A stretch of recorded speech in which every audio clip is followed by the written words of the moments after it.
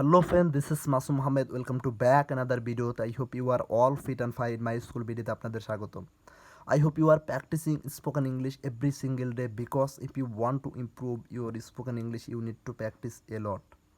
আজকে আমরা প্র্যাকটিস ক্লাসে 26 নাম্বার ক্লাস নিয়ে আসছি, অর্থাৎ 26 নাম্বার ক্লাসে আজকে আমরা ডিসকাস করতে যাচ্ছি how to use do and does. Do এবং ডাজ নিয়ে আসলে আপনাদের অনেকের মাঝে অনেক ধরনের কনফিউশন থেকে থাকে, অনেকের মাঝে অনেক ডাউট থেকে থাকে, অনেক কমপ্লিকেটেড মনে হয়ে থাকে আসলে ডু কোথায় ইউজ করবো আর ডাজ কোথায় ইউজ করবো। ডু এবং ডাজ নিয়ে আসলে অনেকের মাঝে অনেক সময় অনেক কনফিউশন হয়ে যায়। যেরকম সে ফর এক্সাম্পল সে কাজটি করে, he does the work.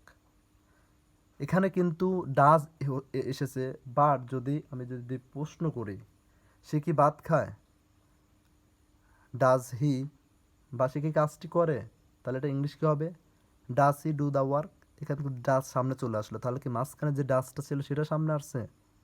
No way, এখানে কিন্তু আসলে মাঝখানে যে ডাজটা ছিল সেটা আসেনি। আমি যখন বললাম সে কাজটি করে, he does the work, but যখন আমি প্রশ্ন করলাম সে কি কাজটি করে, does he do the work, তখন যে সাবজেক্টের পর ডু বসে গেল, কিন্তু এটাই কিন্তু সেই ডু যেটা ডাজ ছিল আগে, ডাস থেকে ডু হয়ে গেছে। আর সামনে যে ডাসটা মরছে ওটা ডিফারেন্ট একটা ডাস, আলাদা একটা ডাস, ওটা ডু এর মতো। যেরকম সিম্পল প্রেজেন্টেন্সকে মানে সিম্পল প্রেজেন্টেন্সকে কিন্তু ওখানে প্রেজেন্টেন্সের যে সেন্টেন্সগুলোকে আমি যখন ইন্টারগেটিভ বা নেগেটিভ মানে না বোধক এবং প্রশ্নবোধক করতে চাই, না বোধক বা প্রশ্নবোধক করার জন্য আমাকে ডু এবং ডাজ ইউজ করতে হয়, কারণ সিম্পল প্রেজেন্টেন্সে কিন্তু এখানে কোনো অক্সিলারি ভার্ব বা হেল্পিং ভার্ব নেই। আর দ্যাটস ওয়াই আমাকে কিন্তু প্রশ্ন করতে হলে অথবা না বোধক বাক্য তৈরি করতে হলে কিন্তু আমাকে অবশ্যই হেল্পিং ভার্ব বা অক্সিলারি ভার্ব দরকার হয়। এই জন্য প্রেজেন্ট ইনডিফিনাইট টেন্সে কিন্তু ডু অথবা ডাজ ইউজ করা হয় প্রশ্ন করার জন্য বা না বোধক বাক্য তৈরি করার জন্য। অনুরূপভাবে পাস্ট ইনডিফিনাইট টেন্স বা সিম্পল পাস্ট টেন্সের ক্ষেত্রে কিন্তু নাবোধক বাক্য তৈরি করার জন্য বা প্রশ্নবোধক বাক্য তৈরি করার জন্য ওখানে কোনো মানে অক্সিলারি ভার্ব নেই, হেল্পিং ভার্ব নেই, সেখানে কোনো অক্সিলারি ভার্ব নেই, হেল্পিং ভার্ব নেই, ওখানে ডিড ইউজ করা হয় প্রশ্ন করার জন্য অথবা নাবোধক বাক্য তৈরি করার জন্য। তাহলে এখানে ডু অথবা ডাজ, এই ডাজটা নিয়ে আসলে এখানে কিন্তু গুলিয়ে ফেলার কিছু নাই যে সে কাজটি করে, হি ডাজ দ্য ওয়ার্ক, সে কাজটি করে, এখানে কিন্তু ডাজ বসেছে, ডু এর সাথে ডাজ বসেছে, ডু মানে করা, এই অর্থে ডু এর সাথে ডাজ বসেছে। ইয়েস বসেছে কি জন্য, এখানে কিন্তু subject third person singular number হওয়ার কারণে এখানে কিন্তু ডাজ বসেছে subject third person singular number. আর প্রেজেন্ট ইনডিফিনাইট টেন্সে কিন্তু একটা নিয়ম আছে, রুলস আছে, যে subject third person singular number হলে সেখানে কিন্তু ভার্বের সাথে এস বাই এস যুক্ত হবে।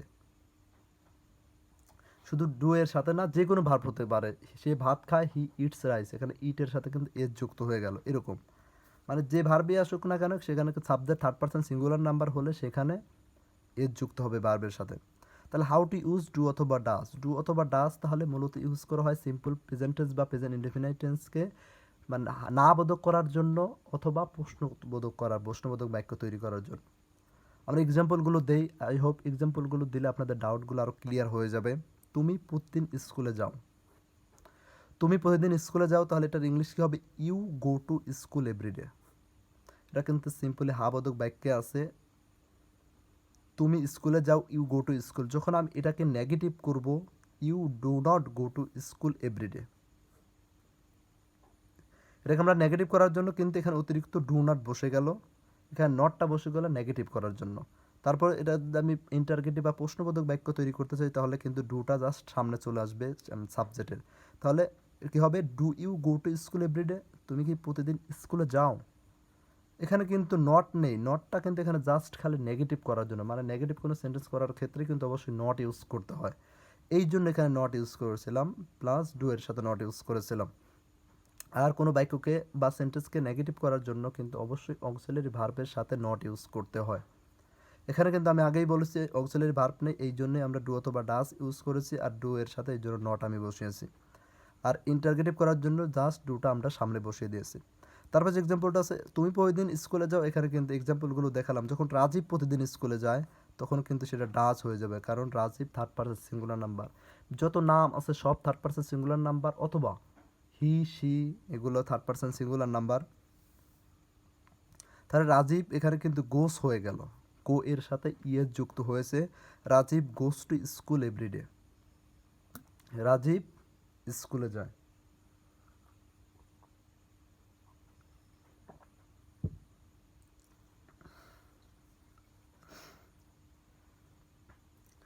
এখানে Rajib third person singular number হওয়ার কারণে ইয়েস যুক্ত হয়েছে, Rajib goes to school every day. যখন এটাকে আমরা নেগেটিভ করব বা না বোধক করব, তখন কিন্তু আমরা এখানে ডাজ ইউজ করব, মানে subject third person singular number হলে ডাজ ইউজ করব, আর বাদ বাকি ক্ষেত্রে আমরা ডু ইউজ করব। Rajib does not go to school every day, Rajib প্রতিদিন স্কুলে যায় না। যদি বলি রাজীব কি প্রতিদিন স্কুলে যায়, মানে যদি প্রশ্ন করি তাহলে কি হবে, ডাজটা জাস্ট সামনে বসিয়ে দেবো, তাহলে সেটা প্রশ্নবোধক হয়ে যাবে বা ইন্টারগেটিভ বাক্য হয়ে যাবে। Does Rakib go to school every day, Rakib কি প্রতিদিন স্কুলে যায়? তাহলে এই বুঝতে পারতেছেন, আর থার্ড পারসন সিঙ্গুলার নাম্বার হলে সাবজেক্ট একমাত্র সেখানে আমরা ডাজ ইউজ করবো, আর বাদ বাকি সব ক্ষেত্রে ইউ, আই, দে, উই, সব ক্ষেত্রে এগুলো সাবজেক্ট থাকলে আমরা ডু ইউজ করব। আর subject third person singular number হলে একমাত্র সেখানে আমরা ইউজ করব ডাজ। তারপর যেটা আছে, তারা ফুটবল খেলে, তাহলে এটার ইংলিশ কী হবে, দে প্লে ফুটবল, তারা ফুটবল খেলে। এটাকে আমি যদি নেগেটিভ করতে চাই তখন কিন্তু এখানে তারা আছে, এখানে কিন্তু একমাত্র আমি বলেই একটু আগেই বললাম যে থার্ড পারসন সিঙ্গুলার নাম হলে একমাত্র সেখানে ডাজ ইউজ করবো, এটা বাদ বাকি সব ক্ষেত্রে ডু ইউজ করবো। তাহলে দে প্লে ফুটবল, এটাকে আমি যদি নেগেটিভ করতে চাই জাস্ট খালি আমরা ডু নট বসিয়ে দেবো, they do not play football. এটাকে আমরা প্রশ্নবোধক করতে গেলে, প্রশ্নবোধক যদি করতে চাই তাহলে শুধু ডুটা আমরা সামনে বসিয়ে দেবো, ডু দে প্লে ফুটবল, তারা কি ফুটবল খেলে, তাহলে হয়ে গেল। তারা ফুটবল খেলে, দে প্লে ফুটবল, তারা ফুটবল খেলে না, they do not play football, তারা কি ফুটবল খেলে, do they play football.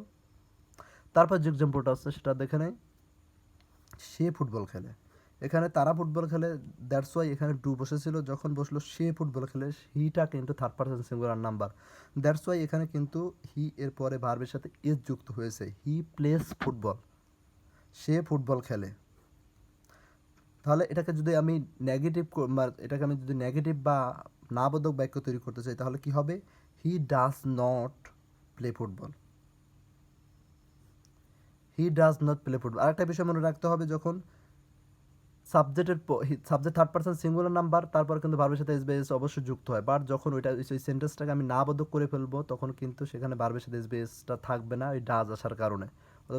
Negative করলে ওটা ডাজ আসার কারণে ওখানে কিন্তু ভার্বের সাথে এস বেস থাকলো না, অথবা আমি যদি এটা প্রশ্নবোধকও করি তাহলে ডাজ হি প্লে ফুটবল, এখানে কিন্তু প্লের সাথে এস বাই এস যুক্ত হয়নি, মানে ডাজটা চলে আসবে যখনই তখন কিন্তু এই ভার্বের সাথে এস বাই এস থাকবে না। তাহলে হি প্লেস ফুটবল, সে ফুটবল খেলে, সে ফুটবল খেলে না, he does not play football, সে কি ফুটবল খেলে, ডাজ হি প্লে ফুটবল।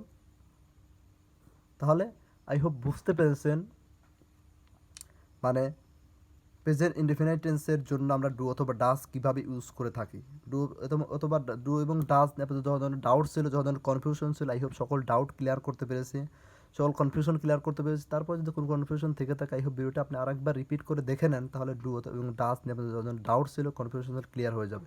তাহলে ভিডিওটা আপনার জন্য হেল্পফুল হয়ে থাকলে অবশ্যই ভিডিওটা আপনার পরিচিত ফ্রেন্ড সার্কেলের মাঝে শেয়ার করুন, এবং ভিডিওতে অবশ্যই একটি লাইক দেবেন, এবং সাবস্ক্রাইব না করে থাকলে অবশ্যই সাবস্ক্রাইব করে থাকবেন, কারণ এতে করে আমাদের ইন্সপিরেশন বাড়বে। এবং যদি সাবস্ক্রাইব করে থাকেন অলরেডি তাহলে thank you so very much, এবং ভিডিওটির কমেন্ট অবশ্যই মতামত জানাবেন, আর কোন কোন বিষয়ে ভিডিও চাচ্ছেন সেসব বিষয়ের উপর ভিডিও আনার চেষ্টা করব।